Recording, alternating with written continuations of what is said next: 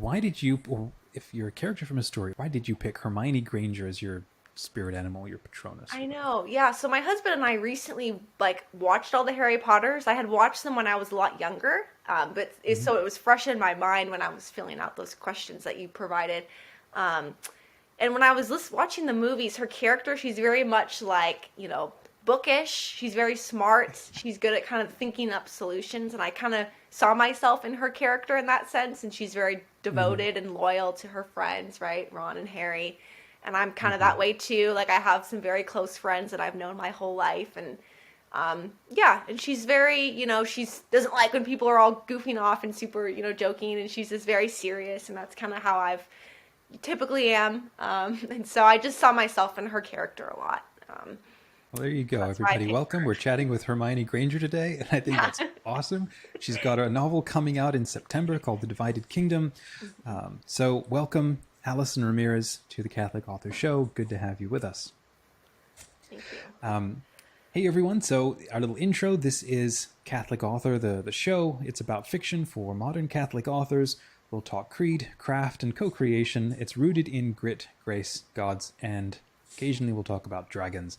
I'm your host, Dominic D'Souza, novel lover, all round creative, founder of Catholic Author. We're here to inspire your faith and your fiction.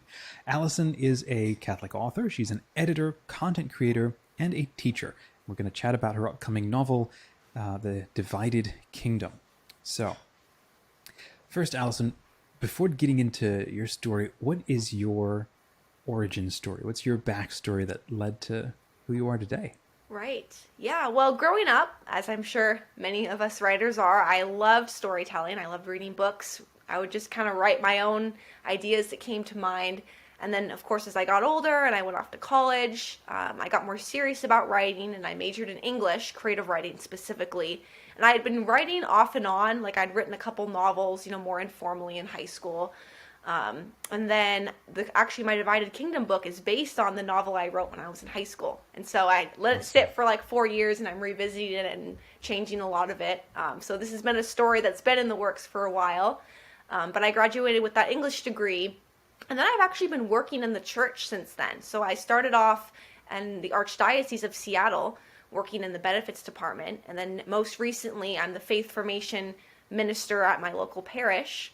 Mm-hmm. And so that's what I do is like my day job. But my dream is to be able to write more full time and edit. And so I do freelance editing on the side. I also do some teaching on the side too for elementary kids for English. But my Mm-hmm. real passion is in writing. And so this is my first fiction book. I self-published a nonfiction book back in October of last year on the Rosary. Mm-hmm. And so this is my first time actually trying to get a fiction book completed and edited and published. And so that is a very condensed version, I guess, of my backstory. No, that's really cool. So you freelance in editing as Hmm. well, Yes. and what was you mentioned that this book was something you'd written earlier, and then you picked it up again and revised it. Can you go back to that? What was that like for you when you were younger? You said in high school. Yeah. Um, Well, what was that it all experience or started with an process? idea.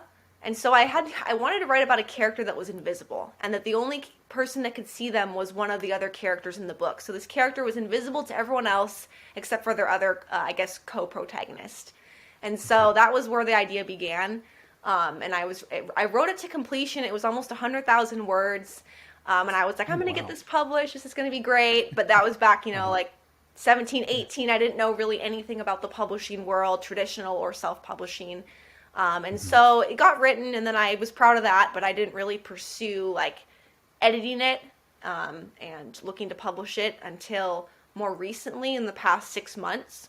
I participated in NaNoWriMo back in November, Nice. and I used that manuscript. And so I pretty much started from scratch, actually. I really didn't like take that manuscript and work with it. It was more like I used the ideas and I wrote kind of a completely different story, but I kept those same two protagonists.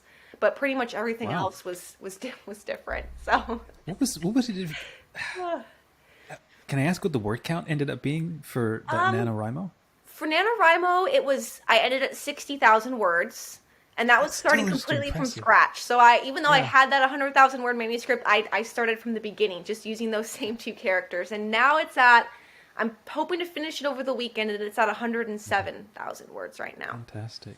Did it feel like writing a sequel or kind of going back home, or what did it feel like to do that? It did. It was really neat because I felt like these characters had matured and I had matured with them, and they were kind of going on a new journey, I guess. That was more, I don't know. The first version was very much. It wasn't really. It was supposed to be based on Earth, but they were kind of in this alternate realm, and some of my beta readers were just kind of confused on that. And so this time around, it's very much it's a dystopian novel, and so it's kind of Earth, but like, like 50, 60 years in the future. And so I think that was more, it was easier to write it that way than trying to kind of come up with this kind of alternate world because it's on Earth. And so that was, that was easier for me to write kind of a cohesive story that made sense that way. But it's based on, so very loosely based on the divided kingdom in the Bible, that section in the Old Testament where you have the 12 tribes and they get separated into the 10 tribes and then the 2 other tribes. So it's kind of based on that, but a modern, I guess, retelling of it. So intriguing. And yeah, you mentioned before we started chatting that you haven't yet really shared a blurb and you're still working on the revisions, but it is getting published by September. So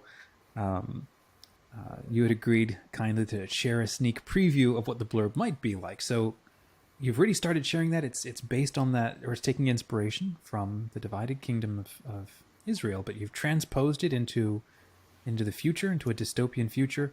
So where does the book go? Like, who are the main characters? And then what's that first 30% of where the story's going?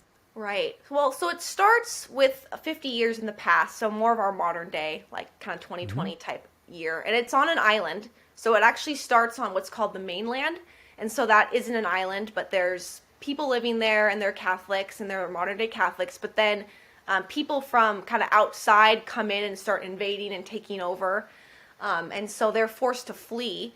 And so they flee. There's 2 different groups, and that's where the divided kingdom comes in. So half of them go to one island and then half of them go to another island. And the idea is that the one island kind of maintains the Catholic tradition and the Catholic faith versus the other island, they lose their sense of faith. And it kind of becomes this like dystopian world where it's all about efficiency and progress. And there's a lot of, I kind of weave in like some modern day science, like into that. That's kind of more like, I guess, using different, is this moral and morality, some different things that they're trying to have going on in their society. And so it's, the 2 different islands, keeps the faith and then the other one doesn't. And so the 2 main characters are on the island that doesn't keep to the faith. And so it's them kind of they were told that they're the only island, they're the only remnant of their people that had survived from that initial invasion. And they don't even know that this other island exists with some of their other, I guess, ancestors that had left that mainland. Okay. And so they're figuring that out, that this other island exists, and then they're kind of traveling to it, and then there's kind of some war between the 2 islands that breaks out. And then the 2 main characters, again, it's one of them is invisible, and then one of them isn't. And then there's some backstory about the invisible character, and he actually ends up being, he ends up having been killed previously, and so he doesn't really realize that at first, and then so it's kind of, it was meant to be a little bit of like purgatory kind of too, like this idea of like, kind of him, like he still kind of exists in the real world, but he hasn't made that final, I guess, transition over to heaven. That's okay. My first thought was I see dead people, and now it's actually kind of appropriate. Oh, that's cool. That's really fun, actually. I love it when people can dramatize that stage of like just beginning to enter the afterlife, and that's intriguing. Okay. Was this the same kind of story that you had written before, or this is almost a completely different even world? Before, in the first version, I had it where it was that same idea where he had been killed and he was kind of trying to figure out like where he was at and still on Earth, but also kind of making that way to heaven. So that element was still there, but the idea of the 2 islands and that the war on that mainland that caused them to leave, that was all not in the first book at all. Okay. And so that was all. I guess I really kind of expanded the plot more. It was more just about those two characters, and then now I have a lot of other, like I have friends that they're also working with, and I have some older characters that still remember life on the mainland before they went off to the islands. So I just introduced a lot more characters and a lot more subplots than I had in that first version of the book. That is cool. That's cool. What's the age range? Is there a target range that you wrote it for? Well, I'm thinking maybe kind of young adults. The main characters are like in their early 20s. Yeah, so probably maybe like a young adult kind of feel to the book. That's really cool. When you're writing this story, is it more of an event-based story? Like, oh, this would be a really cool situation to explore? Or do you start with the characters and like, I really like these characters and let's see where they go and let's build a situation out of who they are, where they need to be? Or is it a mixture of both? You know, I think I really get attached to characters. I kind of have a character idea that I really like, and I think I kind of base the world around those characters and their individual journeys. Because it's kind of one of the main, I guess, threads is that the character that is able to see the character that can't be seen, she feels invisible by those around her, which is the irony is that she's able to see someone that is actually invisible. And so it's her trying to kind of find her sense of belonging with those around her in her community and then ultimately in her faith as well, because she's from that island that has lost the sense of faith. And so they kind of erect this new sense, like they do believe in like a higher power, but the higher power they believe in is more of like that controlling and not a loving higher power.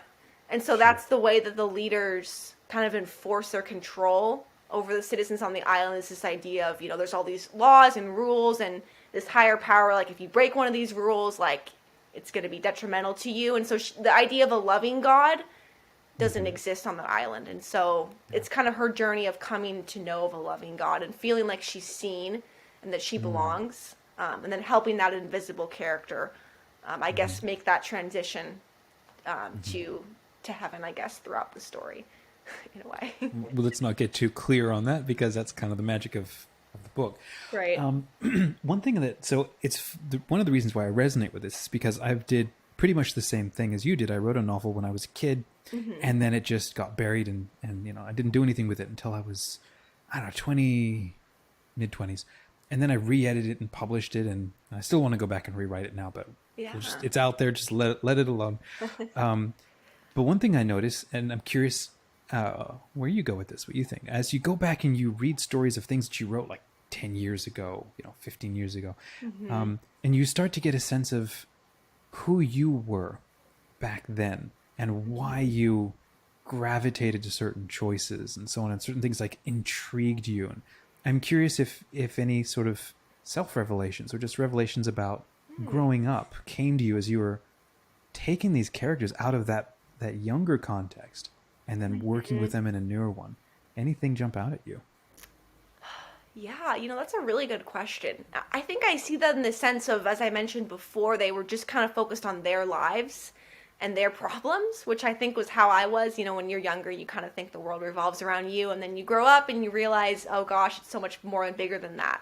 And so in this new version, it's about these two characters, but I actually write it in the first person, and so each chapter has a different character focus, like from their perspective. Okay. And so they're not the only two characters that I give a first-person perspective to. Like, there's, I think, 2 other characters that the chapters alternate between the 4 of them. And so I think that sense of realizing that the world is bigger and there's so many other subplots with other characters that are intertwined in the story. So it's not only about those 2 characters anymore.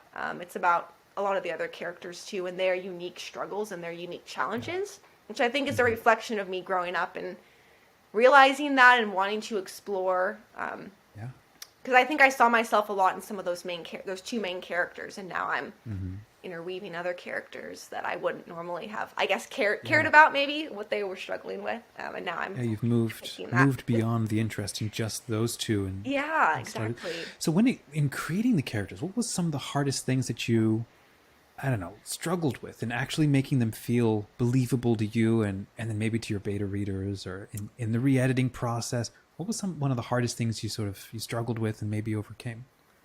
Well, one thing that comes to mind is with that invisible character, because it was really hard to write it, and when you're having those scenes where the character that is able to see that character is talking to another character, so having them talk without, I guess, like that character can only be seen by one person, so sometimes there were times when it'd be like confusing to show that, I guess, in my writing, if that makes sense. That sense of them, and also they're not able to like touch a lot of things because they're invisible, and so like they couldn't pick things up, and so there'd be a time where I want to write about that, and I'd be like, oh wait, I can't do that because that's going to kind of break the wall of like this character's abilities. So that was tricky, and I guess writing in the sense of someone that is dead, and about their processing that was also was challenging, trying to put myself in that mentality as a writer. That's intriguing. Is there a tip that you ended up settling on that you'd be open to sharing about like how to think of somebody who it has passed on but is still alive and interacting with things? Yeah. Well, one way I did that is, as I mentioned, I was very loosely, I'll say that, writing kind of in the sense of purgatory. And so the Catholic teaching of purgatory is that, you're in this kind of, it's not necessarily a physical place, but you've died in a state of grace, but you're still needing to be cleansed of things in your life before you are able to go into heaven. And so I wrote that as this character they're dead, but they have something that they had not fully let go in their life. And so they died like they're, believing in God in that state of grace, but they're still holding on to some of those earthly attachments. And so this character is working through those within the book. And that's kind of what's ultimately stopping them from, I guess, going up into heaven. And that's cool. Well, hey, if you're having fun enjoying this conversation right now, please go ahead, hit like so that more people can hear about Allison, hear about her work, and learn more about Divided Kingdom when it does come out later on. So let's take a step away from the book for a minute. I want to ask you a little more personally, was there a story that you really enjoyed reading growing up? Perhaps a legend or I don't know, it was a movie or something that you like to come back to and chew on that just means a lot to you, and maybe it ended up informing or it's kind of inspiring some of this story. Yeah, what immediately comes to mind, and a lot of people have never heard of this series, so I'll be curious if you've heard of it, but it's called the Skullduggery Pleasant series, and it's by an Irish author, and it's an 8-book series, and it's not written from any faith background at all, but the main premise is that there's a skeleton detective, and he's solving mysteries and crimes, and then he has his sidekick is a human, like a girl that's like in her she ages throughout the book. I think she starts as like 15 and then she ends like maybe like 25. But it's their adventures that they go on. And there's like magic and spells and sorcery and a whole lot of like kind of Harry Potter-esque themes within it. But it really goes with those two characters. And actually now that I'm talking about it, I guess in a way that kind of maybe informed my current story, because it has the one who's dead, the skeleton detective, and then a human girl, and they're working together. And my story is about a character that's also dead, and then a human girl is actually, they're both human, but the human girl is the one that's helping the character that has passed on. So that's fun. Yeah. I've never heard of that. I'm going to check that out. Yeah, I really liked it. The writing it's very funny. Like, it's very humorous. Like, he throws a lot of like jokes and funny things into like the otherwise kind of like stressful plot of like solving crime and mysteries and murder and all that. So and it was cool because when I was reading that series, it was in the process of still being written, and so I'd read the next book and I'd have to wait a year for the next one to come out. So I kind of grew up, I guess, with the story. Oh, that's fun. Which was pretty neat. So, because I think I started reading when it was like only the second book was out, and by the end there was like 8 books, and it was like every year one was released. So that is so cool. That's cool. So speaking along those lines, well, I guess let me ask the one question. Is there, are you considering a sequel to Divided Kingdom, or it's very much a standalone, it's its own novel, and you'll think about other things afterwards? I am actually thinking of a sequel. Cool. And kind of my main idea was, as I said, they, at the beginning, they have to leave their mainland and go to these 2 islands. And so the sequel, I want them to return to that mainland, kind of, which is similar to how in the Bible, when they're divided, and then they end up returning, right, to the promised land. Yeah. So that's my very loose idea. Is I'd like to see them go back there. Because again, that was kind of where they had the heart of their faith and their worship, Yeah. and then they had to get, taken out of that place. So that was kind of my idea for Yeah. a sequel. Well, that's cool. I've got two questions that come to mind. I want to ask you them in a second. One is world building, how you handle that, and you know, and then second, the particular kind of Catholicity or Catholicism that is part of your culture, since it's an overt part of the story. So I want to ask you about that in a second. First, this interview, it's a preview, or it's an insight into the kind of community that we're building in Catholic Author. It's a super friendly, creative community for the modern Catholic fiction writer. It's a place to give and get feedback, share insights, works in progress, build a network of supportive friends, and plus there's a whole lot more always going on. Come and check us out. Join us at catholicauthor.us. So, Allison, well, first let's talk about the sort of kind of, what is the Catholic culture that you work with? Because, you travel around the world and there's like African Catholicism and there's Chinese Catholicism, and then there's like different areas in Greece have their own sort of culture and their own kind of flavor. What's the culture that you're working with in yours? Right. Well, I am in the United States on the West Coast in Washington. And I think the kind of Catholic culture I'm dealing with is very much, a lot of people have left the faith. I know people talk about the West Coast is pretty liberal. And so there's a lot of liberal, I guess, views out there. And I have more of a kind of a conservative view. And so, but I'm working with a lot of people that are trying to return to the faith and kind of integrate the faith into their life. Because there's been a lot of, I guess, secular influences in kind of that West Coast area. And I'm working at the parish level. So I'm working at a small kind of country parish with a small community. But yeah, I guess I guess that's a little bit about my North if that answers American. your question. But. Yeah.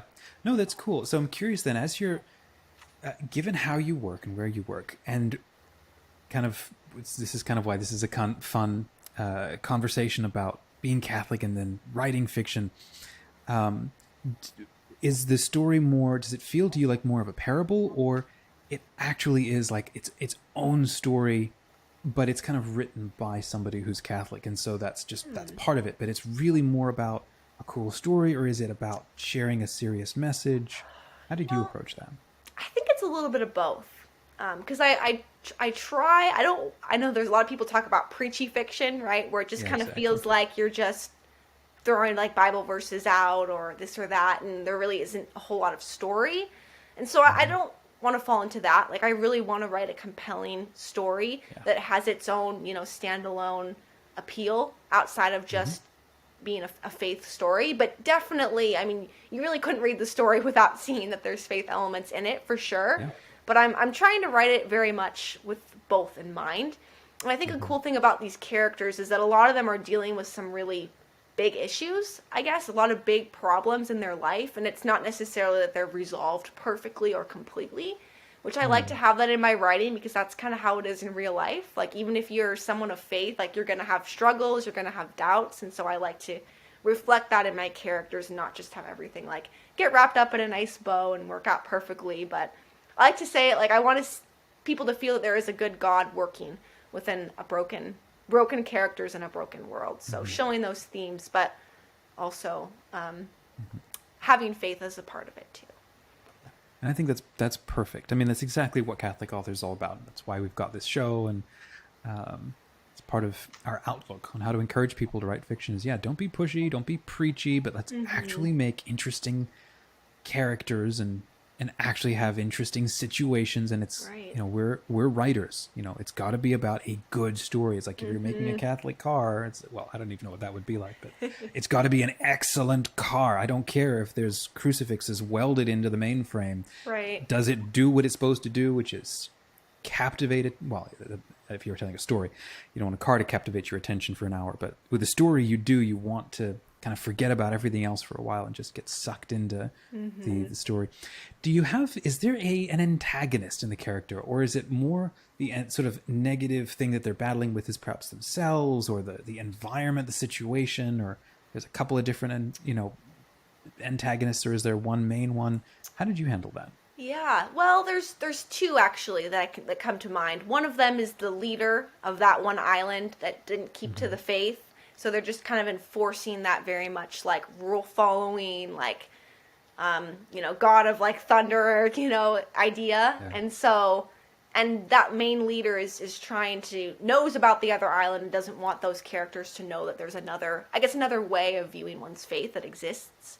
And then the other antagonist is actually a character that is at the heart of who this character is. They are a good character, but they have made a really big decision that really impacted a lot of the other characters in a negative way. And so they're kind of dealing with that regret. And so a lot of the characters view them as an antagonist, but I see this more of they're good at heart, but they just made this really big mistake that is kind of haunting them to present day.